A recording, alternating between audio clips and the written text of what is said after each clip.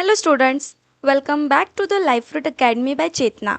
आज हम cell biology के एक बहुत ही इम्पॉर्टेंट और exam oriented topic cell wall को डिटेल में समझने वाले हैं। इस कंप्लीट लेक्चर में हम सेल वॉल का introduction, characteristics, detailed composition, layers of cell wall, ultra structure of cell wall का मॉडिफिकेशन और फंक्शंस को बेसिक से एडवांस्ड लेवल तक कवर करेंगे। स्टूडेंट्स, सेल वॉल सिर्फ एक आउटर कवरिंग नहीं है, बल्कि ये प्लांट सेल की स्ट्रेंथ, प्रोटेक्शन, ग्रोथ और कम्युनिकेशन में भी इम्पॉर्टेंट रोल प्ले करती है। इसलिए इस टॉपिक को कंसेप्चुअली समझना बहुत ज़रूरी है।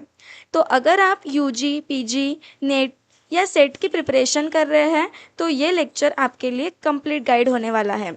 चलिए शुरू करते हैं सेल वॉल पर detailed lecture step by step with detailed information. Students, जब हम किसी प्लांट को देखते हैं तो हमें वो अपनी एक डेफिनेट शेप में, अपराइट पोजीशन में और इन्वायरमेंटल स्ट्रेसेस को टॉलरेट करते हुए नजर आता है।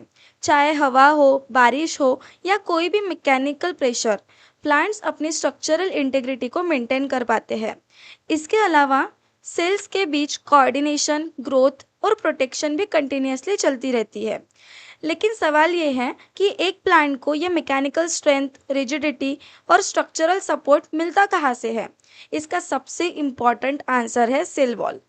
प्लांट सेल की ये यूनिक स्ट्रक्चर ना सिर्फ सेल को शेप और सपोर्ट देती है, बल्कि ग्रोथ, प्रोटेक्शन और सेल टू सेल इंटरैक्शन में भी बहुत इंपॉर्टेंट रोल प्ले करती है। स्क्रीन पर आपको सेल की जो डायग्राम दिख रही है और बाहर की जो आउटर ग्रीनिश लेयर दिख रही है, वही सेल वॉल है। तो स्टूडेंट्स, आइए सेल वॉल को डिटेल में समझना शुरू करते हैं। स्टूडेंट्स, अब तक हमने समझा कि प्लांट को शेप, स्ट्रेंथ और प्रोटेक्शन देने में सेल वॉल का बहुत इंपॉर्टेंट रोल होता है। लेकिन सबसे पहले ये समझते हैं कि सेल वॉल एक्चुअली होती क्या है। एकदम बेसिक से समझेंगे। सो cell wall is the rigid or semi-rigid, non-living protective outer layer that surrounds the plasma membrane. Cell wall एक रिजिड या semi rigid non living protective outer layer होती है जो प्लाज्मा मेम्ब्रेन के बाहर प्रेजेंट रहती है। यह दो वर्ड्स बहुत इंपॉर्टेंट है। Rigid means hard and strong, semi rigid means completely hard नहीं, थोड़ी फ्लेक्सिबल भी होती है। इसी फ्लेक्सिबिलिटी की वजह से ग्रोइंग सेल्स एनलार्ज हो पाते हैं और प्लांट ग्रोथ पॉसिबल होती है। सेल वॉल प्लाज्मा मेम्ब्रेन के आउटर साइड में प्रेजेंट होती है। प्लाज्मा मेम्ब्रेन ये सेल की आउटर मेम्ब्रेन कवरिंग है, जिसका डिटेल्ड वीडियो मैं जल्द ही अपने चैनल पर शेयर करने वाली हूँ, ताकि आपको प्लाज्मा मेम्ब्रेन के बारे में सारे कंसेप्ट क्लियर रहे। सेल वॉल जो है प्लाज्मा मेम्ब्रेन के आउटर साइड को लगकर प्रेजेंट रहती है। Main difference between the plasma membrane and cell wall ये है कि plasma membrane living and fluid like flexible होती है और सेल वॉल नॉन लिविंग होती है और थिक, रिजिड, स्ट्रॉन्ग होती है। अब आपको प्लाज्मा मेम्ब्रेन और सेल मेम्ब्रेन पता चल गया। सेल मेम्ब्रेन के बाहरी साइड, मतलब प्लाज्मा मेम्ब्रेन के बाहरी साइड पर सेल वॉल प्रेजेंट रहती है और उनका डिफरेंस भी समझ आ गया होगा। अब देखते हैं सेल वॉल किन ऑर्गेनिजम्स में मिलती है। It is present in plants, fungi, bacteria and algae. Cell wall सिर्फ प्लांट्स तक लिमिटेड नहीं है, ये हमें फंजाई में, बैक्टीरिया में और कई अल्गीज में भी मिलती है। लेकिन हर ऑर्गेनिज्म की सेल वॉल का केमिकल कंपोजिशन अलग अलग होता है। प्लांट सेल वॉल सेलुलोज से बनती है, पर सभी ऑर्गेनिज्म की सेल वॉल में सेलुलोज नहीं होता है। Different organism, different cell wall composition. जैसे प्लांट्स में सेल वॉल का मेन कंपोनेंट होता है सेलुलोज। ये अर्थ पर सबसे अबंडेंट ऑर्गेनिक पॉलीमर माना जाता है। इसी सेलुलोज की वजह से प्लांट्स को रिजिडिटी और टेंसाइल स्ट्रेंथ मिलती है। लेकिन बैक्टीरिया में सेल वॉल का मेन कंपोनेंट होता है पेप्टिडोग्लाइकन, जिसे हम म्यूरिन भी कहते हैं। यह सेलुलोज से कम्प्लीटली डिफरेंट कंपाउंड है। पेप्टिडोग्लाइकन बैक्टीरिया को ऑस्मैटिक बर्स्टिंग से बचाता है। अगर बैक्टीरिया के पास सेल वॉल ना हो तो कई बैक्टीरिया वाटर एब्जॉर्ब करके फट सकते हैं। Next is fungi. फंजाई में सेल वॉल का मेन कंपोनेंट होता है काइटिन। स्टूडेंट्स, काइटिन वही कंपाउंड है जो इंसेक्ट्स के एक्सोस्केलेटन में भी मिलता है। ये फंजाई को मैकेनिकल सपोर्ट और प्रोटेक्शन प्रोवाइड करता है। बट स्टूडेंट, एनिमल्स के सेल में सेल वॉल होती ही नहीं है। वाई? अगर सेल वॉल इतनी यूज़फुल है तो एनिमल सेल्स में सेल वॉल क्यों नहीं होती? बहुत इंपॉर्टेंट कंसेप्चुअल क्वेश्चन है ये। एनिमल सेल को कांस्टेंट मूवमेंट करना पड़ता है, शेप चेंज करना होता है, फैगोसाइटोसिस परफॉर्म करना होता है, डिफरेंट टिश्यू में फ्लेक्सिबिलिटी मेंटेन करनी होती है। अगर एनिमल सेल के बाहर रिजिड सेल वॉल होती तो ये सारे फंक्शन अफेक्ट हो जाते। इसलिए इवोल्यूशन के दौरान एनिमल्स ने रिजिड सेल वॉल लूज कर दी और उसकी जगह एक्स्ट्रा सेलुलर मैट्रिक्स डेवलप हुआ। एक्स्ट्रा सेलुलर मैट्रिक्स मतलब क्या? Extracellular matrix is the non-living material present outside the cell which provides support, strength, protection, adhesion and communication between cell. Extracellular matrix के examples है collagen, elastin, fibronectin, laminin, प्रोटियोग्लाइकन्स। ये extracellular matrix cell के आजू बाजू में present रहकर उसको protection देते हैं, जैसे बाकियों में सेल वॉल करती है। यही रीज़न है कि एनिमल सेल्स फ्लेक्सिबल और डायनामिक होते हैं क्योंकि उनमें सेल वॉल नहीं होती। Next point is the earliest cells on earth probably had some kind of protective outer covering because they needed protection from the environment. However, these ancient coverings were not necessarily the same as the cellulose cell wall found in the plants today. मतलब अर्थ के earliest cell के पास भी किसी न किसी type की protective outer covering रही होगी। जब इस दुनिया पर फर्स्ट टाइम सेल डेवलप हुआ तो उसके पास भी कोई ना कोई तो आउटर प्रोटेक्टिव कवरिंग होगी। लेकिन क्यों? क्योंकि प्रिमिटिव अर्थ का एनवायरनमेंट बहुत हार्श था, यूवी रेडिएशन हाई थी, टेम्परेचर फ्लक्चुएशंस ज़्यादा थे, एनवायरमेंटल स्ट्रेस बहुत था। इसलिए प्रोटेक्शन के लिए कुछ एक्सटर्नल कवरिंग का होना लॉजिकल माना जाता है। लेकिन स्टूडेंट्स, वो एंशियंट जो भी कवरिंग थी, जो भी सेल वॉल होगी, आज के प्लांट्स के सेलुलोसिक सेल वॉल के जैसे ज़रूरी नहीं थी कि वैसे ही हो। मॉडर्न सेल वॉल इवोल्यूशन के दौरान ग्रेजुअली डेवलप हुई है। अब हमने सेल वॉल क्या है, किस में प्रेजेंट होती है, किस में नहीं होती है, कैसे डेवलप हुई, इस बारे में थोड़ा बेसिक इंट्रोडक्शन ले लिया है। अब आगे जानते हैं सेल वॉल की हिस्ट्री। स्टूडेंट्स, सेल बायोलॉजी की हिस्ट्री शुरू होती है ईयर 1665 से, when Sir Robert Hooke first time observed and discovered the cell using its self-made microscope in the 17th century. 1665 में इंग्लिश साइंटिस्ट रॉबर्ट हुक ने उसी microscope की हेल्प से कॉर्क का थिन सेक्शन ऑब्जर्व किया। Students, cork actually tree bark का एक dead tissue होता है। जब हुक ने माइक्रोस्कोप के नीचे कॉर्क देखा तो उन्हें बहुत सारे स्मॉल बॉक्स लाइक कंपार्टमेंट्स नजर आए। ये कंपार्टमेंट्स एक हनीकॉम्ब या छोटे छोटे रूम्स की तरह दिख रहे थे। हुक को ये स्ट्रक्चर्स मोनेस्टरी के मॉन्क के रूम्स जैसा लगे। लैटिन लैंग्वेज में ऐसे जो स्मॉल रूम्स होते हैं उनको सेलुली कहा जाता है। इसी सेलुली वर्ड से सेल निकला और यही बायोलॉजी के हिस्ट्री का टर्निंग पॉइंट था।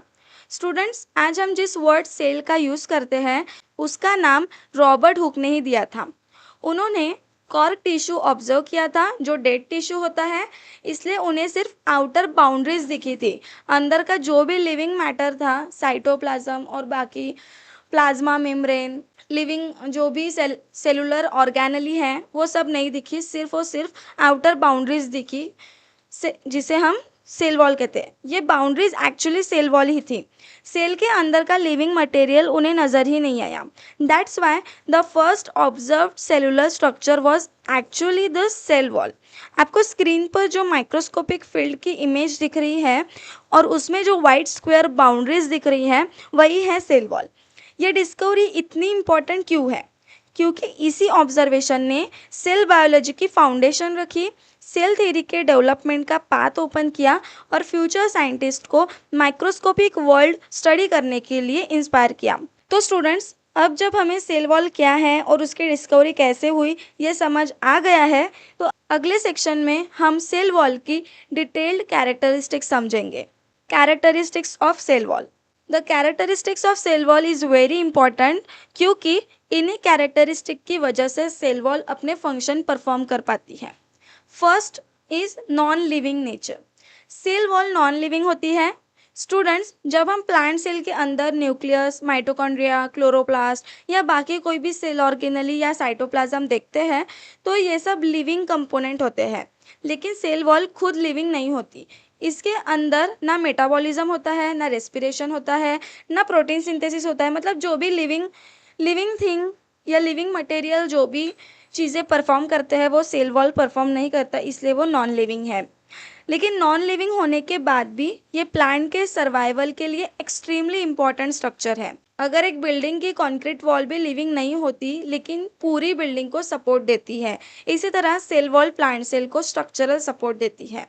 Next is extracellular structure. Cell wall एक एक्स्ट्रा सेलुलर स्ट्रक्चर है। एक्स्ट्रा सेलुलर का मतलब है सेल के बाहर प्रेजेंट होना, सेल के आउटर साइड में प्रेजेंट होना। स्टूडेंट्स, जो प्लाज्मा मेम्ब्रेन है, मैं सेल वॉल की नहीं प्लाज्मा मेम्ब्रेन की बात कर रही हूँ, वो प्लांट सेल की एक्चुअल बाउंड्री मानी जाती है। और सेल वॉल जो है प्लाज्मा मेम्ब्रेन के बाहर डिपॉजिट होती है, आउटर साइड में। इसलिए टेक्निकली सेल वॉल प्रोटोप्लास्ट का पार्ट नहीं मानी जाती। अब प्रोटोप्लास्ट क्या है ये हम आगे समझेंगे, लेकिन ये समझ गया होगा कि सेल वॉल जो है वो एक्स्ट्रा सेलुलर माना जाता है, सेल का पार्ट नहीं माना जाता क्योंकि वो प्लाज्मा मेम्ब्रेन के बाहर प्रेजेंट होती है। Third is cell wall is freely permeable. अब ये एक बहुत इंपॉर्टेंट पॉइंट है, ये एक बहुत इंपॉर्टेंट कैरेक्टरिस्टिक्स है सेल वॉल का। सेल वॉल फ्रीली परमिएबल होती है। फ्रीली परमिएबल का मतलब है कि वाटर, गैसेस और डिजॉल्व सब्सटेंस सेल वॉल के थ्रू आसानी से पास हो सकते हैं, सेल वॉल के आर पार जा सकते हैं। वही जो सेल मेम्ब्रेन होती है, प्लाज्मा मेम्ब्रेन होती है, वो सिलेक्टिवली परमिएबल होती है, लेकिन सेल वॉल एकदम फ्रीली परमिएबल नेचर की होती है। इसी वजह से वाटर और मिनरल मूवमेंट में सेल वॉल का इम्पॉर्टेंट रोल होता है। Fourth is rigid but dynamic. अब ये पॉइंट थोड़ा इंटरेस्टिंग है। स्लाइड में लिखा है रिजिड बट डायनामिक, मतलब ये दोनों भी वर्ड थोड़ा कॉन्ट्राडिक्टरी लगते हैं। रिजिड मतलब हार्ड भी है और डायनामिक मतलब कंटिन्यूअसली चेंजिंग भी है। तो सेल वॉल दोनों कैसे हो सकती है? स्टूडेंट्स, मैच्योर सेल्स जो फुल्ली डेवलप सेल है उनमें सेल वॉल रिजिडिटी प्रोवाइड करती है, लेकिन जो ग्रोइंग टिश्यूज है उनमें सेल वॉल कंटिन्यूअसली रीमॉडल मतलब कि मॉडिफाई भी होती रहती है। नए सेलुलोज माइक्रोफाइब्रिल्स ऐड होते हैं, पेक्टिन मॉडिफाई होते हैं, वॉल लूजनिंग प्रोटीन काम करते हैं, थिकनेस बढ़ सकती है, सेकेंडरी वॉल डिपॉजिट हो सकती है। इसलिए सेल वॉल स्टैटिक स्ट्रक्चर नहीं है, ये डेवलपमेंट के अकॉर्डिंग कंटिन्यूअसली मॉडिफाई होती रहती है। इसी वजह से इसे रिजिड बट डायनामिक कहा जाता है। अब जो मैं इस पॉइंट में सेलुलोज माइक्रोफाइब्रिल, पेक्टिन, प्रोटीन जो भी वर्ड्स यूज़ कर रही हूँ ये अभी आपको नहीं समझेंगे, जब हम कंपोजिशन पढ़ेंगे तब आपको सब क्लियर हो जाएगा। Fifth is it is present outside the plasma membrane. Cell wall हमेशा प्लाज्मा मेम्ब्रेन के बाहर प्रेजेंट होती है। अरेंजमेंट कुछ इस तरह होती है, पहले सेल वॉल रहेगी, फिर प्लाज्मा मेम्ब्रेन उसके अंदर और फिर अंदर साइटोप्लाज्म। यह अरेंजमेंट बहुत इंपॉर्टेंट है क्योंकि सेल वॉल सबसे पहले एक्सटर्नल इन्वायरमेंट के कांटेक्ट में आती है और प्रोटेक्टिव बैरियर के तरह काम करती है। Sixth is secreted by protoplast. Students, हम सेल वॉल के बारे में तो जान रहे हैं, लेकिन सेल वॉल बनता कैसे है और वो बनाता कौन है? यहाँ एक टर्म याद रखिए, प्रोटोप्लास्ट लिखा हुआ है। प्लाज्मा मेम्ब्रेन के अंदर जो लिविंग कंटेंट होता है उसे प्रोटोप्लास्ट कहते हैं, मतलब कि जिसमें इंक्लूड होगा साइटोप्लाज्म और बाकी के सारे सेल ऑर्गेनेलिस जैसे न्यूक्लियस है, mitochondria, Golgi apparatus, plasma membrane etcetera etcetera. Excluding cell wall मतलब सेल वॉल को छोड़ के, जो पहले हमने डिस्कस किया कि सेल वॉल एक एक्स्ट्रा सेलुलर नेचर का है, मतलब वो प्रोटोप्लास्ट के अंडर नहीं आता है, तो इसी को इसलिए कहा जाता है कि वो प्रोटोप्लास्ट के अंडर में नहीं आता है। प्रोटोप्लास्ट में सेल वॉल को छोड़कर बाकी सारे ऑर्गेनेलिस एंड साइटोप्लाज्म इंक्लूड होता है। तो स्टूडेंट्स, सेल वॉल खुद को खुद प्रोड्यूस नहीं करती है, लिविंग प्रोटोप्लास्ट सेल वॉल के कंपोनेंट सिंथेसाइज करते हैं, जो गोल्गी एपरेटस, प्लाज्मा मेम्ब्रेन और वेरियस एंजाइम्स मिलकर सेल वॉल मटेरियल को बाहर डिपॉजिट करते हैं। अब ये सारी प्रोसेस को जिससे सेल वॉल बनता है उसे हम सेल वॉल बायोजेनेसिस कहते हैं, जिसकी डिटेल वीडियो जल्द ही हमारे चैनल पर अपलोड होने वाली है। तो स्टूडेंट्स, जल्दी से without delay time to time video के नोटिफिकेशन मिलने के लिए चैनल को सब्सक्राइब करके बेल आइकन पर क्लिक कीजिए। मैंने आप तक इजी वे में सारा नॉलेज पहुंच सके, वो भी फ्री में, इसलिए बहुत मेहनत से वीडियो क्रिएट करती हूँ, तो प्लीज़ सपोर्ट कीजिए। चलिए आगे और कैरेक्टरिस्टिक्स देखते हैं। Seventh is thickness varies among tissues. Students, हर सेल की सेल वॉल सेम थिकनेस की होती है। थिकनेस टिश्यू के फंक्शन पर डिपेंड करती है। एग्जाम्पल, अगर पैरेनकाइमा सेल है तो उसमें सेल वॉल थीन होती है। कॉलेनकाइमा सेल होगा तो उनमें अनइवनली थिकन्ड वॉल देखने को मिलती है, और वही स्क्लेरेनकाइमा सेल्स में एक्सट्रीमली थिक वॉल रहती है, और जाइलम वेसल्स में हाईली थिकन्ड लिग्निफाइड सेल वॉल होती है। मतलब कि सेल वॉल थिकनेस टिश्यू के फंक्शनल मतलब कि सेल वॉल थिकनेस टिश्यू के फंक्शनल रिक्वायरमेंट के अकॉर्डिंग वैरी करती है। Eighth is composition varies among species. ये पॉइंट भी बहुत इंपॉर्टेंट है, क्योंकि स्टूडेंट्स, जैसे कि हमने पहले भी देखा, सेल वॉल की केमिकल कंपोजिशन सभी ऑर्गेनिज्म में सेम नहीं होती। प्लांट्स में सेल वॉल सेलुलोज से बनती है, फंजाई में काइटिन, बैक्टीरिया में पेप्टिडोग्लाइकन एंड अल्गी में स्पीशीज के अकॉर्डिंग सेलुलोज, मैनस, जाइलन्स एंड अल्गिनेट्स मिल सकते हैं। इसलिए सेल वॉल इन सब में तो है, लेकिन उसकी केमिस्ट्री यूनिवर्सल नहीं है। Ninth is hydrophilic nature. Hydrophilic का मतलब है water loving. Students, cell wall में पेक्टिन्स और दूसरे पॉलीसैकेराइड्स प्रेजेंट होते हैं जो वाटर को एब्जॉर्ब और रिटेन कर सकते हैं। इसी वजह से सेल वॉल हाइड्रेटेड रहती है। ये hydration cell expansion, solute movement और ग्रोथ में हेल्प करती है। Last is porous. Porous nature. Cell wall porous होती है, मतलब सेल वॉल में माइक्रोस्कोपिक पोर्स प्रेजेंट होते हैं, यानी छेद होते हैं, जैसे प्लांट सेल में प्लाज्मोडेस्माटा। आप डायग्राम में देख सकते हैं, जो बाजू में डायग्राम आपको दिख रही है, उसमें सेल वॉल के सरफेस पर ऐसे गोल गोल पोर्स दिख रहे हैं, जिसको हम प्लाज्मोडेस्माटा कहते हैं। Students, plasmodesmata microscopic cytoplasmic channels होते हैं जो एडजेसेंट प्लांट सेल को, मतलब सेल के बाजू में जो सेल प्रेजेंट होगा उसको कनेक्ट करते हैं। ये सेल वॉल को क्रॉस करते हैं, इसलिए दो नेबरिंग सेल डायरेक्टली कम्युनिकेट कर पाते हैं। इनके थ्रू वाटर मूवमेंट भी होती है, न्यूट्रिएंट ट्रांसपोर्ट भी होता है, signal molecules, hormones, regulatory molecules pass हो सकते हैं। आप प्लाज्मोडेस्माटा को प्लांट सेल के बीच के बायोलॉजिकल ब्रिजेस या कम्युनिकेशन टनल समझ सकते हैं। इन्हीं सभी कैरेक्टरिस्टिक की वजह से सेल वॉल प्लांट सेल को स्ट्रेंथ, प्रोटेक्शन, कम्युनिकेशन और ग्रोथ सपोर्ट प्रोवाइड कर पाती है। अब जब हमें सेल वॉल की कैरेक्टरिस्टिक समझ आ गई है, अगले सेक्शन में हम इसके डिटेल्ड कंपोजिशन को समझेंगे, जहां हम सेलुलोज, हेमीसेलुलोज, पेक्टिन और दूसरे वॉल कंपोनेंट्स को डिटेल में देखेंगे। तो चलिए और देखते हैं कंपोजिशन ऑफ सेल वॉल। हम कंपोजिशन में प्लांट सेल वॉल की बात करने वाले हैं, क्योंकि मोस्टली प्लांट सेल वॉल पर ही ज़्यादा क्वेश्चंस पूछे जाते हैं। कंपोजिशन मतलब कि सेल वॉल कौन कौन से कंपोनेंट से बनी हुई होती है। अगर आप सेल वॉल को सच में समझना चाहते हैं तो उसके कंपोनेंट्स को समझना बहुत ज़रूरी है, क्योंकि सेल वॉल की स्ट्रेंथ, फ्लेक्सिबिलिटी, पोरोसिटी और ग्रोथ सब उसके कंपोजिशन पर डिपेंड करती है। First is carbohydrates. Plant cell wall का लगभग 80 to 90% हिस्सा कार्बोहाइड्रेट से बना होता है, और इन कार्बोहाइड्रेट्स को ब्रॉडली दो ग्रुप्स में डिवाइड किया जाता है। फर्स्ट इज माइक्रोफाइब्रिलर पॉलीसैकेराइड्स, जिसमें इंक्लूड होता है cellulose, and second is matrix polysaccharide which consist of hemicellulose and pectin. सबसे पहले माइक्रोफाइब्रिलर पॉलीसैकेराइड्स का सेलुलोज देखते हैं। It is the most abundant organic polymer on this earth. Cellulose जो plant cell wall का सबसे इंपॉर्टेंट स्ट्रक्चरल कंपोनेंट है। Cellulose को अर्थ का मोस्ट अबेंडेंट ऑर्गेनिक पॉलीमर माना जाता है। ये सिर्फ प्लांट्स में ही नहीं, बल्कि पूरे बायोस्फीयर में सबसे ज़्यादा क्वांटिटी में पाया जाने वाला ऑर्गेनिक मॉलिक्यूल है। It is linear unbranched polysaccharide made of beta D glucose unit. ये एक लीनियर और अनब्रांच पॉलीसैकेराइड है जो बीटा डी ग्लूकोज यूनिट से बना है। सेलुलोज में glucose unit beta 1,4 glycosidic bond के थ्रू कनेक्टेड होते हैं। ये लिंकेज चेन को बिल्कुल स्ट्रेट और एक्सटेंडेड फॉर्म में रखती है। इसी वजह से सेलुलोज हाईली स्ट्रॉन्ग मॉलिक्यूल बन जाता है। अब students, polysaccharide, linear, unbranched, beta glucose, उसका लिंकेज, ये सब डिटेल में मैंने हमारे चैनल पर अवेलेबल कार्बोहाइड्रेट्स के वीडियो लेक्चर में बताया है। तो इसे समझने के लिए वो वीडियो एक बार ज़रूर विजिट करें, ताकि आपको पूरे वर्ड्स एंड सेलुलोज अच्छे से समझ आ जाए।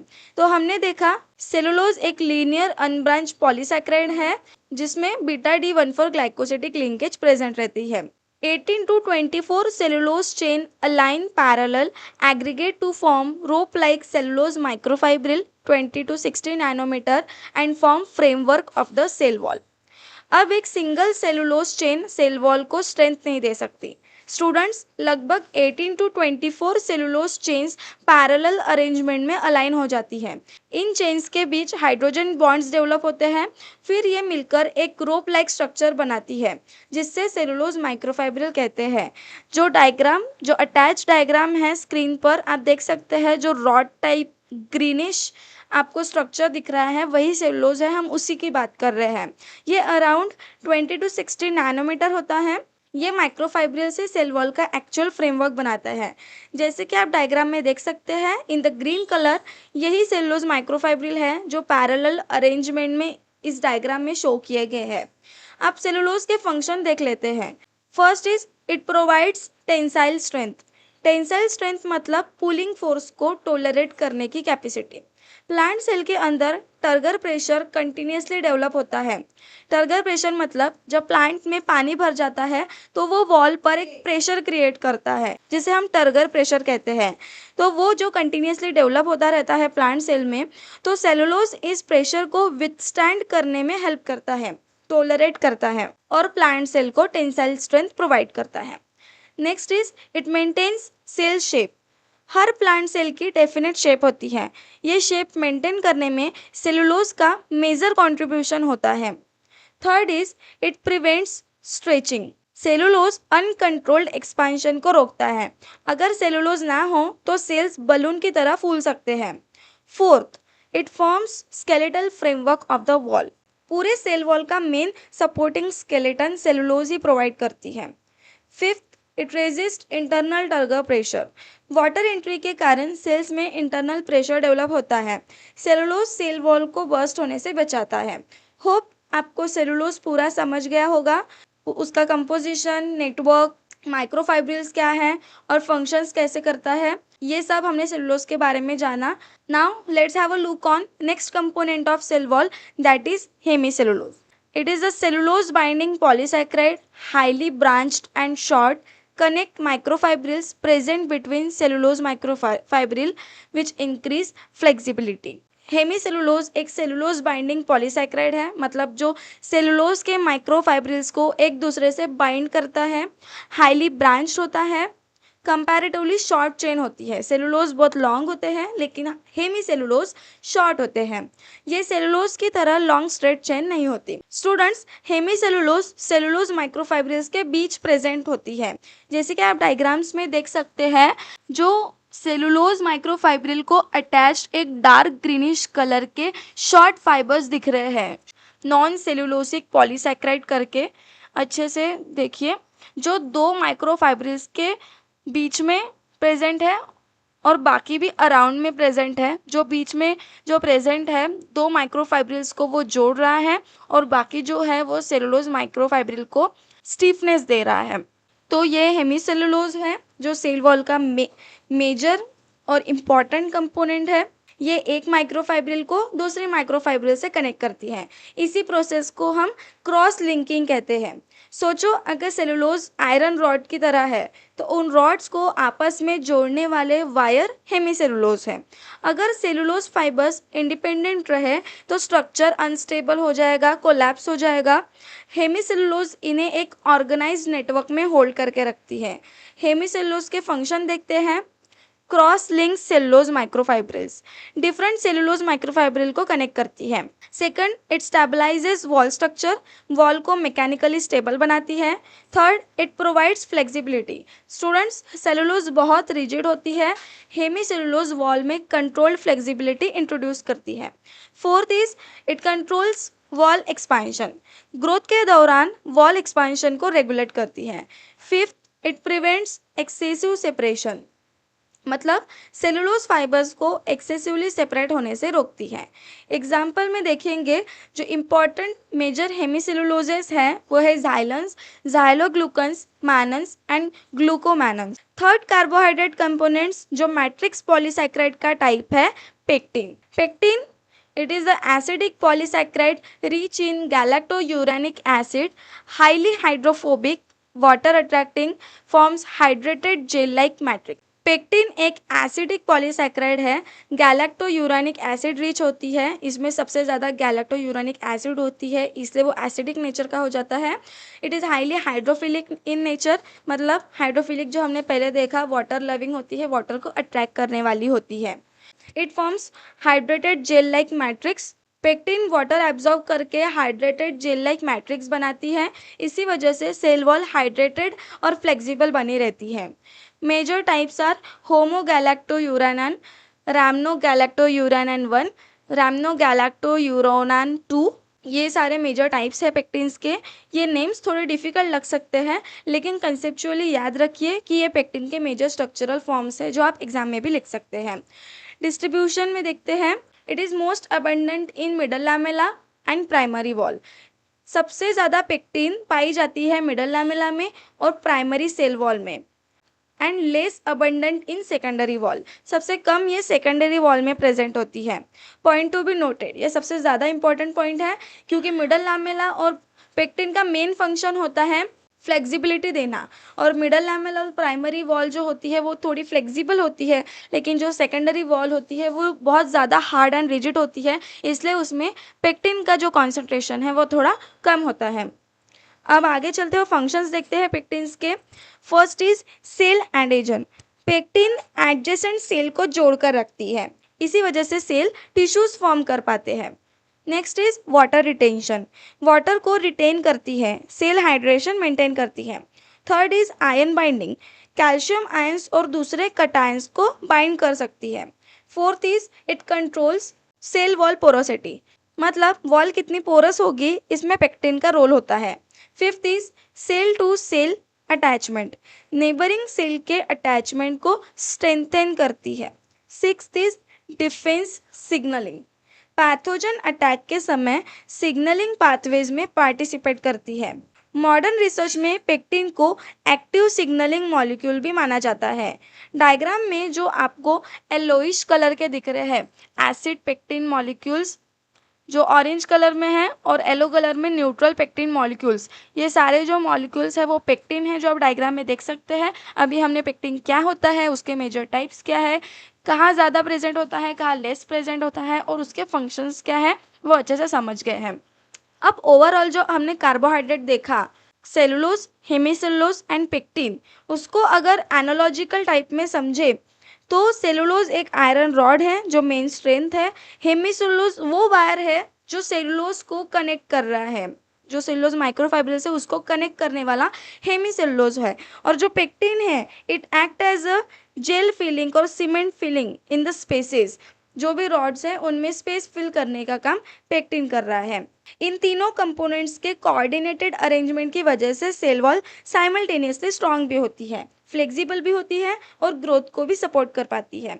और स्टूडेंट्स, ये सिर्फ कार्बोहाइड्रेट पार्ट था, अब तक हमने सिर्फ कार्बोहाइड्रेट पार्ट देखा। आगे हम सेल वॉल के नॉन कार्बोहाइड्रेट कंपोनेंट्स जैसे प्रोटीन्स है, लिग्निन है, और बाकी जो भी स्मॉल अमाउंट में प्रेजेंट होते हैं वो सब समझने वाले हैं, जो सेल वॉल को और भी स्पेशलाइज्ड प्रॉपर्टीज प्रोवाइड करती हैं।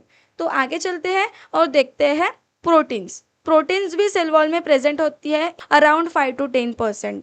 ये जो प्रोटीन्स हैं वो वॉल की ग्रोथ, स्ट्रेंथनिंग और डिफेंस में इंपॉर्टेंट रोल प्ले करती है। जनरली सेल वॉल में प्रोटीन्स लगभग 5 to 10% तक प्रेजेंट होती है।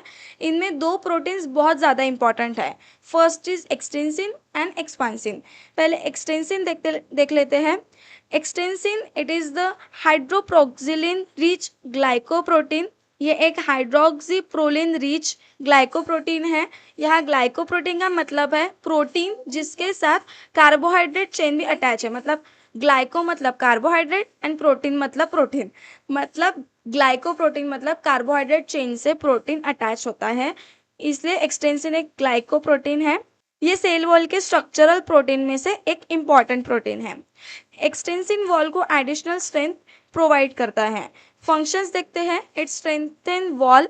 स्टूडेंट्स, एक्सटेंसिन सेल वॉल के डिफरेंट कंपोनेंट के बीच इंटरैक्शन को स्टेबलाइज करता है, इससे वॉल और ज़्यादा स्ट्रॉन्ग और रेजिस्टेंट बन पाती है। Next is cell wall assembly. Cell wall के फॉर्मेशन और ऑर्गेनाइजेशन में एक्सटेंसिन इम्पॉर्टेंट रोल प्ले करता है। ये वॉल कंपोनेंट को प्रॉपर अरेंजमेंट में मेंटेन करने में हेल्प करता है। Third is wound healing. अगर प्लांट टिश्यू इंजर्ड हो जाए या वाउंड डेवलप हो जाए तो एक्सटेंसिन की सिंथेसिस इंक्रीज हो जाती है। ये डैमेज एरिया को रिपेयर करने में हेल्प करती है, इसलिए एक्सटेंसिन प्लांट के हीलिंग मैकेनिज्म का भी पार्ट है। एक्सटेंसिन सेल वॉल को स्ट्रेंथन करके फंगल और बैक्टीरियल इन्वेजन को डिफिकल्ट बना देता है। ये प्रोटीन सेल वॉल को स्ट्रांग नहीं बनाती बल्कि ग्रोथ के दौरान वॉल को टेम्पररीली फ्लेक्सिबल बनाती है। Second is expansin. It is the non enzymatic wall loosening protein. मतलब ये एक non enzymatic wall loosening proteins है। इसे non enzymatic wall loosening protein कहा जाता है। वॉल लूजनिंग मतलब ग्रोथ के लिए सेल को एनलार्ज होना पड़ता है, लेकिन सेल वॉल तो रिजिड है, तो एनलार्जमेंट कैसे पॉसिबल होता है? यही एक्सपांसिन का रोल शुरू होता है। ये सेलुलोज और हेमी सेलुलोज के बीच के इंटरेक्शन को टेम्पोररीली लूजन कर देती है। इसका रिजल्ट क्या होता है? सेल वॉल थोड़ी रिलैक्स हो जाती है और सेल एनलार्ज कर पाता है। फंक्शंस देखते हैं एक्सपांसिन के। First, it loosen cellulose hemicellulose interaction. यह सेल वॉल के रिजिड नेटवर्क को टेम्पोररीली फ्लेक्सिबल बनाती है। Second, it allow cell enlargement. Cell growth के दौरान सेल वॉल्यूम इंक्रीज कर पाता है। Third, promote cell growth. Rapidly growing tissue में एक्सपांशन का रोल बहुत इंपॉर्टेंट होता है क्योंकि ये सेल ग्रोथ को प्रमोट करता है। एग्जाम्पल में जैसे रूट टिप है, शूट अपेक्स है, यंग लीव्स है, डेवलपिंग फ्रूट है, जिनमें भी ग्रोथ होता है तो उसमें ये एक्सपांसिन मेजर रोल प्ले करता है। यहाँ पर वेरी इंपॉर्टेंट नोट देखिए, it is responsible for cell wall extension during growth. Cell wall expansion और सेल एनलार्जमेंट के लिए एक्सपांसिन इसेंशियल प्रोटीन मानी जाती है। अगर एक्सपांसिन ना हो तो ग्रोथ सीवियरली अफेक्ट हो सकती है। Now the phenolic compound. आगे चलते हैं।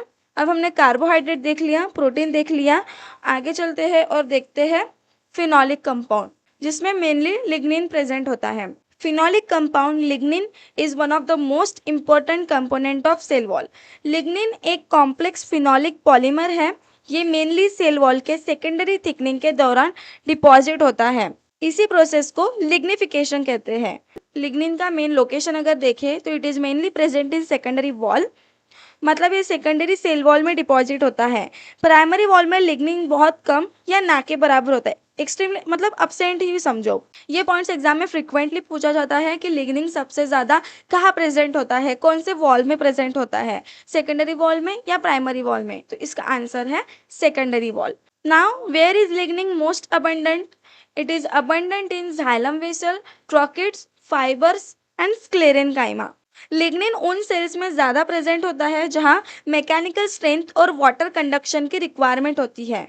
जो हमने अभी एग्जांपल्स देखे जाइलम वेसल्स वगैरह, जैसे जैसे जाइलम वेसल वाटर ट्रांसपोर्ट के लिए, ट्रॉकिड्स जिम्नोस्पर्म में वाटर कंडक्शन और सपोर्ट का रोल प्ले करता है, फाइबर्स मैकेनिकल सपोर्ट प्रोवाइड करते हैं, और sclerenchyma cells highly thicken dead supporting cells हैं जिनमें लिग्निन का प्रेजेंट बहुत इंपॉर्टेंट है, जिनमें लिग्निन प्रेजेंट होता है। अब फंक्शन देखते हैं। First is mechanical support. Students, plant stem को अपराइट रखने के लिए लिग्निन का मेजर कंट्रीब्यूशन होता है। अगर सेल वॉल में लिग्निन ना होता तो वो प्लांट सीधा खड़ा ना हो पाता। Second is rigidity. Cell wall को हार्ड और रिजिड बनाता है lignin. Third is waterproofing. Lignin hydrophobic nature show करता है। हाइड्रोफोबिक मतलब वाटर रिपेल करना, वाटर हेटिंग। इसी वजह से जाइलम वॉल्स वाटर प्रूफ हो जाती है। ये इफिशियंट वाटर ट्रांसपोर्ट के लिए इंपॉर्टेंट है। Fourth is disease resistance. Lignified walls pathogen के लिए पेनिट्रेट करना डिफिकल्ट बना देती है, इसलिए डिसीज रेजिस्टेंस इंक्रीज होता है। Fifth, it supports for vascular tissue. Xylem elements को कोलैप्स होने से बचाता है लिग्निन। पर्टिकुलरली ट्रांसपिरेशन के दौरान नेगेटिव प्रेशर जनरेट होती है। लिग्निन इन वेसल्स को कॉम्प्रेस होने से प्रिवेंट करता है। एक्स्ट्रा इंपॉर्टेंट नॉलेज अगर देखें तो स्टूडेंट्स, अर्थ पर वुडी प्लांट्स का एग्जिस्टेंस लार्जली लिग्निन की वजह से ही पॉसिबल है। अगर लिग्निन ना होता तो ट्रीज इतने टॉल नहीं हो पाते। जाइलम इफिशिएंट ट्रांसपोर्ट नहीं कर पाता और मैकेनिकल सपोर्ट ड्रास्टिकली रिड्यूस हो जाता। इसलिए लिग्निन टेरेस्ट्रियल प्लांट इवोल्यूशन का एक मेजर इनोवेशन माना जाता है। नेक्स्ट पॉइंट देखते हैं। In addition, small amounts of cutin, suberin and minerals are present depending on the type and function of the cell। अब सेल वॉल में कंपोनेंट्स में देख composition of the cell wall में देख लिया कि कार्बोहाइड्रेट में सेलुलोज, हेमीसेलुलोज, पेक्टिन प्रेजेंट होता है, प्रोटीन प्रेजेंट होता है और third component phenolic compound lignin present होता है। लेकिन इसके अलावा भी depending on function and type of cell कुछ स्मॉल अमाउंट्स में क्यूटीन, सुबेरिन और कुछ मिनरल्स भी सेल वॉल में प्रेजेंट होते हैं। हर सेल में ये सब प्रेजेंट नहीं होते, इनका प्रेजेंस सेल के फंक्शन पर डिपेंड करता है, जो हम डिटेल में मॉडिफिकेशन ऑफ सेल वॉल में देखेंगे। Now let's move on to the next topic, layers of cell wall. Students, अब तक हमने सेल वॉल की कंपोजिशन को डिटेल में समझा। अब एक इम्पॉर्टेंट क्वेश्चन आता है, क्या सेल वॉल एक सिंगल लेयर होती है? आंसर है नहीं। Cell wall actually multiple layer से मिलकर बनी होती है। हर लेयर की स्ट्रक्चर, कंपोजिशन और फंक्शन अलग होता है। अगर हम बाहर से अंदर की तरफ देखें तो सेल वॉल की 3 मेन लेयर्स होती है। First is middle lamella. Cell wall की सबसे आउटर लेयर नहीं बल्कि 2 एडजेसेंट प्लांट सेल के बीच प्रेजेंट एक कॉमन लेयर होती है। जैसे आप डायग्राम में देख सकते हैं, 3 सेल प्रेजेंट है और तीनों सेल को जोड़ने वाला एक कॉमन लेयर बीच में बना हुआ है जिसे हम मिडल लैमेला कहते हैं। It present between adjacent cell, इसलिए इसे अक्सर इंटरसेलुलर सीमेंटिंग लेयर भी कहा जाता है। It act as a cementing material. It mainly contains calcium and magnesium pectates. Middle lamella mainly calcium pectate और मैग्नीशियम पेक्टेट से बनी होती है। ये पेक्टिक सब्सटेंसेस बहुत एडेजिव नेचर के होते हैं, इसलिए इसको सीमेंटिंग लेयर कहा जाता है। अगर आप बिल्डिंग में ब्रिक्स को देखें तो ब्रिक्स को जोड़ने के लिए सीमेंट यूज होता है। बिल्कुल वैसे ही प्लांट टिश्यू में नेबरिंग सेल्स को जोड़ने का काम मिडल लैमेला करती है एज अ सीमेंटिंग लेयर, इसलिए इसे natural cement of plant tissue भी कहा जाता है। फंक्शंस ऑफ मिडल लैमेला देखते हैं। It joins neighbouring cells, adjacent cell को फॉर्मली कनेक्ट करती है। Second, it maintains tissue integrity, पूरे टिश्यू को एक ऑर्गेनाइज्ड स्ट्रक्चर में मेंटेन करती है। It prevent cell separation, cells को इजीली अलग होने से रोकती है। Provide adhesion, cell to cell attachment maintain करती है। Second layer of cell wall is primary cell wall. Middle lamella के अंदर की तरफ प्राइमरी सेल वॉल प्रेजेंट होती है, जैसे कि आप डायग्राम में देख सकते हैं। ये प्लांट सेल की पहली ट्रू वॉल होती है। सबसे पहले इसी वॉल का फॉर्मेशन होता है। It is thin, flexible and capable of expansion to allow cell growth, formed during the active growth phase of cell, made of cellulose 20 to 30%, hemicellulose, then pectin and glycoprotein। Primary cell wall का nature देखें तो ये थीन होती है, flexible होती है, expandable होती है और लिविंग सेल के ग्रोथ अलाउ करती है। Why flexible?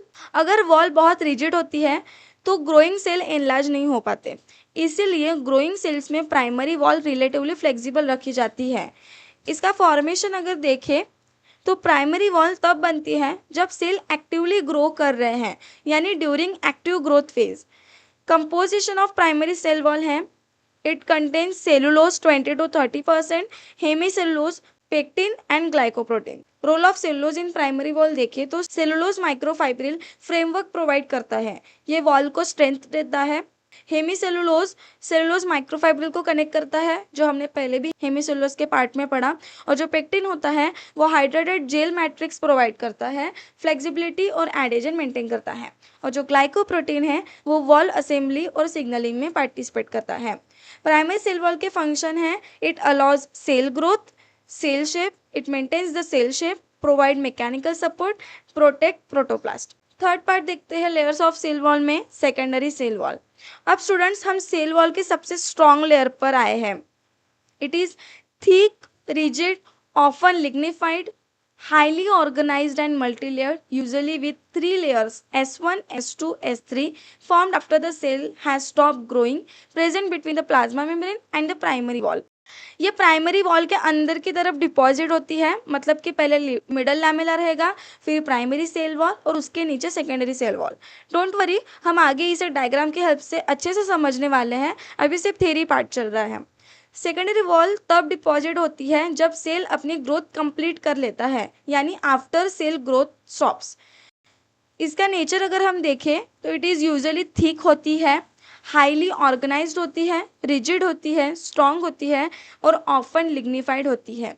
Y lignified? हमने जो फिनोलिक कंपाउंड लिग्निन देखा वो सबसे ज़्यादा सेकेंडरी वॉल में है, क्योंकि लिग्निन डिपॉजिशन सेकेंडरी वॉल में बहुत कॉमन होता है। लिग्निन वॉल को एक्स्ट्रा हार्डनेस और रिजिडिटी देता है। कंपोजिशन की बात करें तो इसमें cellulose, hemicellulose, lignin and pectin. Lignin सबसे ज़्यादा होता है और पेक्टिन कंपैरेटिवली कम होता है। Students, secondary wall it is multi layered, consist of 3 layers, S1, S2 and S3। S1 जो है वो आउटर लेयर है, S2 middle layer and S3 inner most layer. जो S2 लेयर है वो सबसे थिक लेयर होती है, सेलुलोज माइक्रोफाइब्रिल का मेजर पोर्शन इसी में होता है। और S3 layer inner most layer होती है जो प्लाज्मा मेम्ब्रेन के सबसे पास होती है।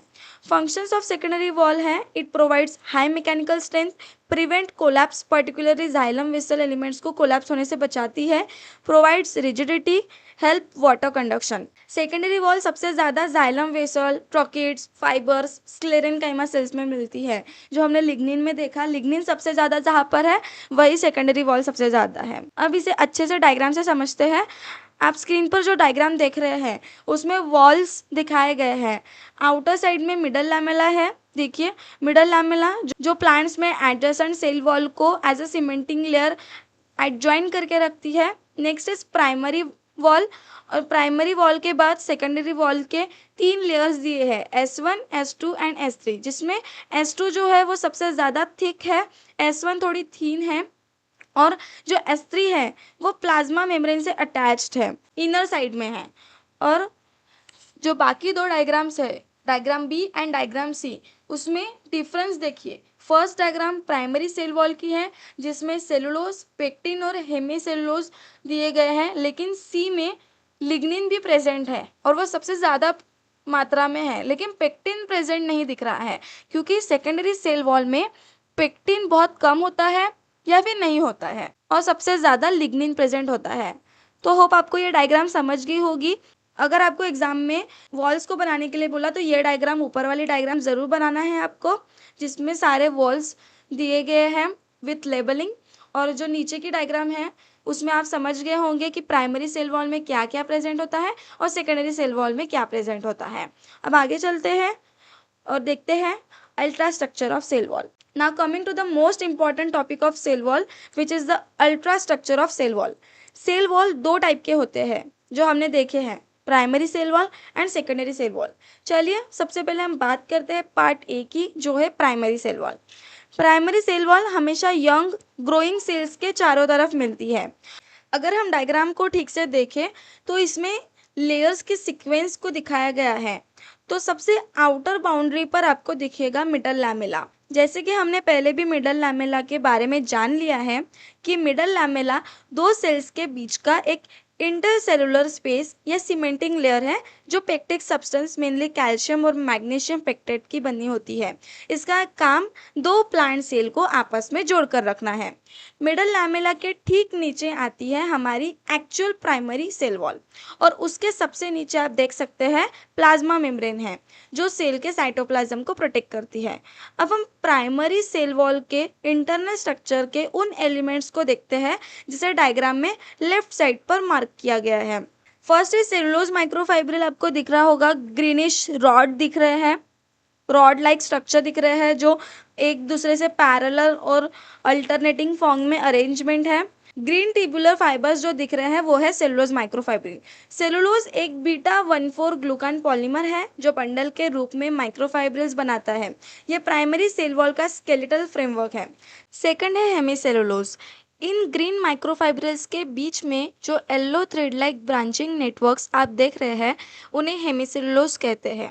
इनका काम सेलुलोज फाइबर्स को आपस में बांधकर एक मजबूत जाल बनाना है। Third is pectin. इस मेशवर्क के बीच बीच में जो स्पेस है वो भरा होता है एक अमॉर्फस जेली लाइक मैट्रिक्स से, जो आपको डायग्राम में ब्लू कलर से शो हो रहा है। जो मेन स्ट्रक्चरल कार्बोहाइड्रेट्स पेक्टिन की बनी होती है।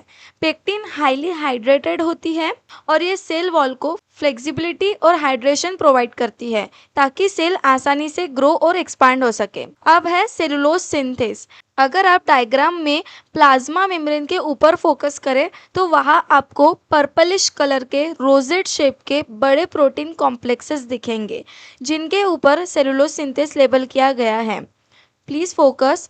ये सेल के सबसे एक्टिव एंजाइम्स में से एक है जो मेम्ब्रेन के अंदर रहकर सेलुलोज मॉलिक्यूल्स को सिंथेसाइज करते हैं और उन्हें डायरेक्ट सेल वॉल की तरफ माइक्रोफाइब्रिल्स के रूप में भेजते हैं। होप आपको प्राइमरी सेल वॉल की पूरी डायग्राम समझ गई होगी, कौन से कंपोनेंट्स प्रेजेंट होते हैं, कैसे उनका स्ट्रक्चर कैसा रहता है और वो कैसे एक में एक से जुड़े रहते हैं। जो भी लेबल डायग्राम आप देख रहे हैं वो आप एग्जाम में भी ड्रॉ कर सकते हैं।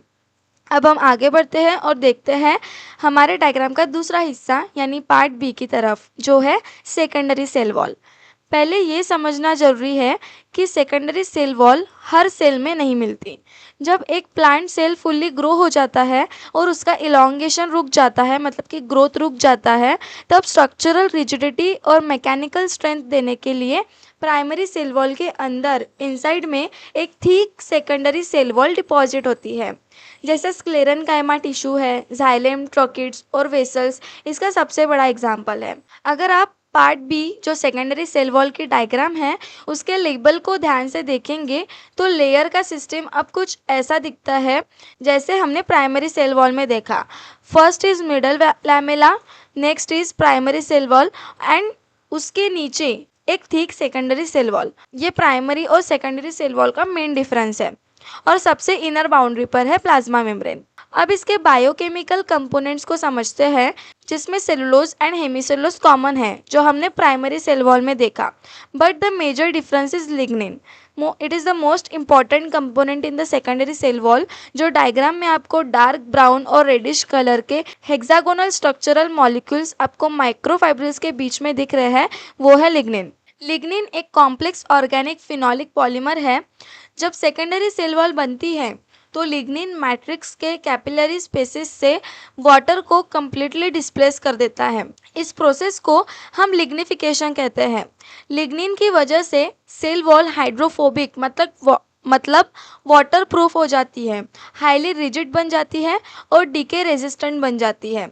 इसी वजह से जो प्लांट के बार्क का वुड है वो इतना सॉलिड हो जाता है।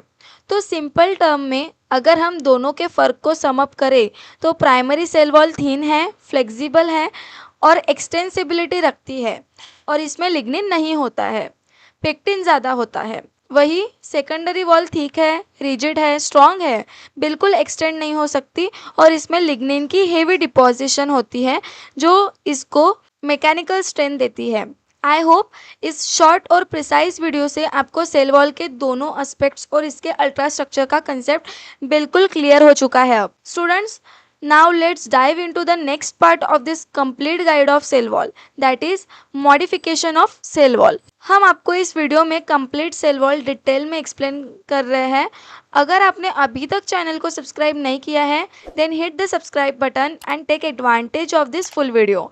Let's start the modification of cell wall. Modification of cell wall के बारे में प्लांट्स के अलग अलग ऑर्गन्स को इन्वायरमेंट में सर्वाइव करने के लिए, प्रोटेक्शन के लिए और स्ट्रेंथ के लिए अपनी सेल वॉल में कुछ मॉडिफिकेशन मतलब कि बदलाव करने पड़ते हैं। इन मॉडिफिकेशंस में सेल वॉल पर कुछ स्पेशल केमिकल सब्सटेंसेस डिपॉजिट होते हैं। सबसे पहला मॉडिफिकेशन आप स्क्रीन पर देख सकते हैं, क्यूटिनाइजेशन। Deposition of cutin, waxy waterproof substance reduce water loss and protect from pathogens। Examples screen पर दिए गए हैं। तो क्यूटिनाइजेशन का मतलब है सेल वॉल पर क्यूटिन का डिपॉजिट होना।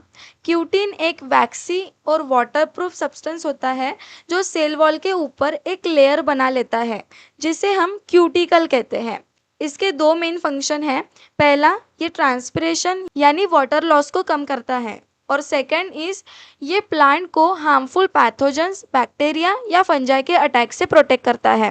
अगर हम इसके एग्जाम्पल्स की बात करें तो ये हमें देखने को मिलता है इन द लीफ एपिडर्मिस, जैसे मैंगो, नीम और सनफ्लावर्स के लीव्स के ऊपर एक शाइनी वैक्सी लेयर होती है जो आपने जरूर देखी होगी। Second is young epidermis, young stem epidermis पर और फ्रूट्स की स्किन पर, जैसे एप्पल, टमाटो, मैंगो के छिलके पर जो चमक और वाटरप्रूफ नेचर होता है वो इसी क्यूटिन की वजह से है। Second is सुबराइजेशन। सुबराइजेशन का मतलब है सेल वॉल पर सुबेरिन केमिकल का डिपोजिशन। ये भी एक वाटरप्रूफ मटेरियल है, लेकिन इसका केमिकल कंपोजिशन क्यूटिन से थोड़ा अलग होता है।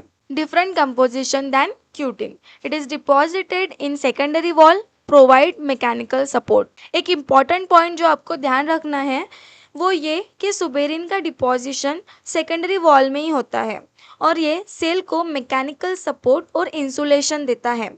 इसके परफेक्ट एग्जाम्पल है जैसे बार्क का कॉर्क सेल है जो हमने देखा, जिसे फेलम भी कहा जाता है वो, और रूट्स का एंडोडर्मिस जहाँ ये कैस्परिन स्ट्रिप बनाता है और वाटर मूवमेंट को रेगुलेट करता है। Next is potato tuber skin, यानी आलू का छिलका जो उसे जमीन के अंदर मॉइस्चर और डीके से बचाता है। अब आते हैं हमारे तीसरे मॉडिफिकेशन के तरफ, लिग्निफिकेशन। इसके बारे में थोड़ा हमने पहले भी पार्ट में देखा था।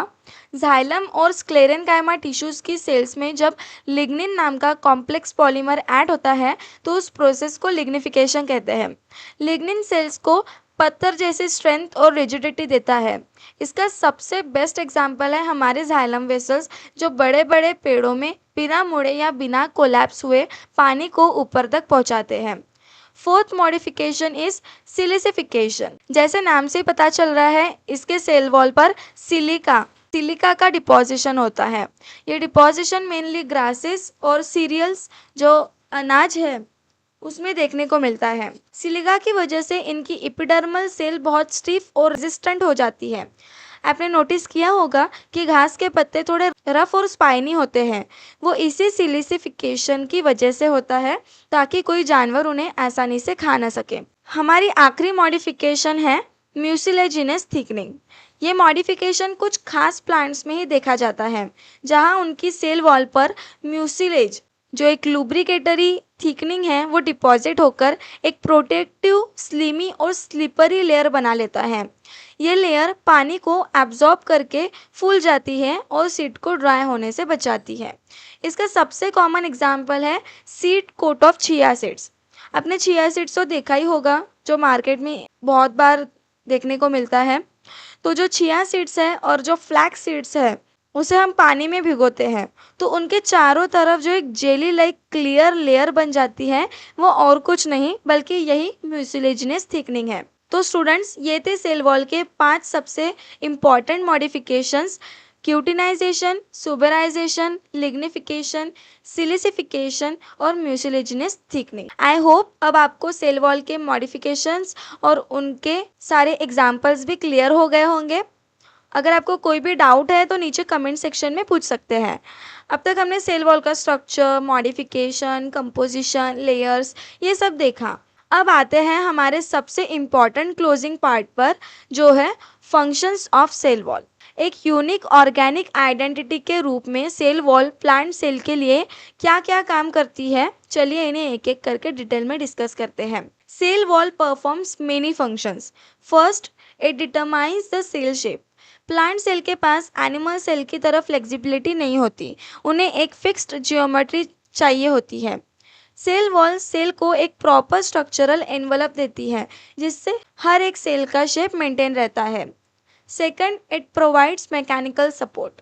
प्लांट्स बिना किसी स्केलेटल सिस्टम के बिल्कुल सीधे खड़े रहते हैं। सेल वॉल का सॉलिड फ्रेमवर्क सेल को इंटरनल स्ट्रक्चरल सपोर्ट देता है जिससे पूरा का पूरा प्लांट ग्रेविटी के अगेंस्ट खड़ा रह पाता है। Third is prevent cell bursting. जब plant cell high endosmosis process से गुजरता है तो टर्गर प्रेशर अंदर से बनता है। जो टर्गर प्रेशर वॉल पर प्रेशर डालता है। सेल वॉल बाहर से काउंटर प्रेशर लगाती है जिसे वॉल प्रेशर कहते हैं और ये सेल को बर्स्ट होने से बचाती है। Next is it conducts water and nutrients. Cell wall fully permeable होती है, ये सेल मेम्ब्रेन की तरह रिस्ट्रिक्टिव नहीं होती, इसलिए ये वाटर, मिनरल्स और जरूरी न्यूट्रिएंट्स को बिना किसी रुकावट के क्रॉस होने देती है, जो प्लांट्स के ट्रांसपोर्टेशन सिस्टम में मदद करता है। Fifth is protection against pathogens. Students, bacteria, fungi और जो माइक्रो ऑर्गेनिजम्स प्लांट टिश्यू पर लगातार अटैक करते हैं, सेल वॉल एक टफ प्रोटेक्टिव कवर की तरह काम करती है जो इन पैथोजेंस को सेल के साइटोप्लाज्म तक पहुंचने से पहले ही रोक देती है। Next is it protects from abiotic stress. Abiotic stress का मतलब है नॉन लिविंग इन्वायरमेंटल फैक्टर्स, जैसे बहुत तेज धूप हो, मतलब टेम्परेचर हाई हो, विंड वेलोसिटी ज़्यादा हो या कोई भी मैकेनिकल इंजरी हो। जो अबायोटिक स्ट्रेस है, जो भी अबायोटिक कंपोनेंट से प्लांट में स्ट्रेस आ रहा हो, इन सभी तरह के एक्सटर्नल स्ट्रेस से सेल वॉल ही सेल को बचाकर रखती है। Seventh is it controls growth. Cell wall बहुत डायनामिक होती है, ये डिसाइड करती है कि सेल को कब तक और कितना एक्सपांड होना है। ग्रोथ सिग्नल्स के रिस्पॉन्स में सेल वॉल लूज या टाइट होकर सेलुलर एक्सपांशन और ओवरऑल ग्रोथ को कंट्रोल करती है। It enables cell to cell communication. अपने बायोलॉजिकल टर्म्स में प्लाज्मोडेस्माटा का नाम सुना होगा, जो हमने पहले भी डिस्कस कर चुके हैं प्लाज्मोडेस्माटा। तो सेल वॉल के बीच में माइक्रो चैनल्स यानी छोटे छोटे पोर्स होते हैं जो एडजेसेंट प्लांट सेल के साइटोप्लाज्म को आपस में कनेक्ट करते हैं। इससे सेल एक दूसरे के साथ केमिकल सिग्नल्स और इंफॉर्मेशन शेयर कर पाती है। It act as a physical barrier. ये सेल की सबसे पहली फिजिकल लाइन ऑफ डिफेंस है। किसी भी तरह से अनवांटेड लार्ज मॉलिक्यूल्स या टॉक्सिन्स को सेल के अंदर एंट्री करने से ये मैकेनिकल बैरियर की तरह ब्लॉक करती है, मतलब एक प्रोटेक्टिव फंक्शन की तरह सेल वॉल काम करती है। Next is it helps maintain plant architecture. जब हजारों लाखों सेल्स की रिजिड सेल वॉल आपस में जुड़ती है, तभी जाकर एक पूरे प्लांट बॉडी का एक बड़ा लेआउट, स्टेम, लीव्स, ब्रांचेस का स्ट्रक्चर मेंटेन हो पाता है। यानी पूरे प्लांट बॉडी को आर्किटेक्चर इसी सेल वॉल पर नॉर्मल स्ट्रक्चरल टिश्यू की तरह सपोर्ट करता है। अगर सेल वॉल ना होता तो प्लांट का जो आर्किटेक्चर है वो डिसबैलेंस्ड होता। इसी के साथ हमने सेल वॉल के structure, modification, functions, ultra structure, layers, composition, ये सारा का सारा सेल वॉल टॉपिक एक ही वीडियो में कवर किया है, डिटेल में कंप्लीट कर लिया है। अगर इस पूरे टॉपिक से रिलेटेड आपको कोई भी क्वेश्चन हो, कोई भी डाउट हो, तो प्लीज़ स्टूडेंट्स आप नीचे कमेंट बॉक्स में बेझिझक पूछ सकते हैं। वीडियो इन्फॉर्मेटिव लगा हो तो इसे दोस्तों के साथ ज़रूर शेयर करें, लाइक करना ना भूलें, चैनल को सब्सक्राइब करें। मिलते हैं अगले लेक्चर में एक नए टॉपिक के साथ। तब तक के लिए keep learning, keep growing. Thank you for watching.